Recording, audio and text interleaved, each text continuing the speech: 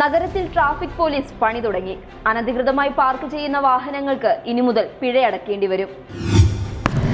Kasaragod നഗരപ്രദേശങ്ങളിൽ park ചെയ്തിരിക്കുന്ന വാഹനങ്ങൾക്കാണ് ആദ്യഘട്ടത്തിൽ police പിഴ ചുമത്തിയിരിക്കുന്നത്. നഗരപ്രദേശങ്ങളിലെ ഗതാഗതക്കുരുക്ക് ട്രാഫിക് പോലീസിന്റെ ഈ നടപടിയിൽ ചെറിയ തോതിൽ മാറ്റങ്ങളുണ്ടാക്കും. ട്രാഫിക് പോലീസിന്റെ ആദ്യഘട്ട നടപടിയാണ് ഇത്തരത്തിൽ പാർക്ക് ചെയ്തിരിക്കുന്ന വാഹനങ്ങൾക്ക് പിഴ ഈടാക്കുന്നത്. എന്നാൽ വീണ്ടും തുടരുകയാണെങ്കിൽ ശക്തമായ നടപടിയുമായി പോലീസ് മുന്നോട്ടു പോകുമെന്ന് Kasaragod traffic police sub inspector Sasi public കേരളയോട് പറഞ്ഞു. പോലീസിന്റെ ഈ തീരുമാനം ജനങ്ങൾക്കിടയിൽ വലിയ ബോധവൽക്കരണത്തിന് ഇടയാക്കിയിട്ടുണ്ട്. ട്രാഫിക് പോലീസിന്റെ റോസ് നിറത്തിലുള്ള സ്റ്റിക്കറുകളാണ് വാഹനങ്ങളിലേക്ക് പതിപ്പിച്ചിരിക്കുന്നത്. 122 R/W 177 മോട്ടോർ വെഹിക്കിൾ വകുപ്പ് പ്രകാരമാണ് പിഴ ചുമത്തുന്നത്.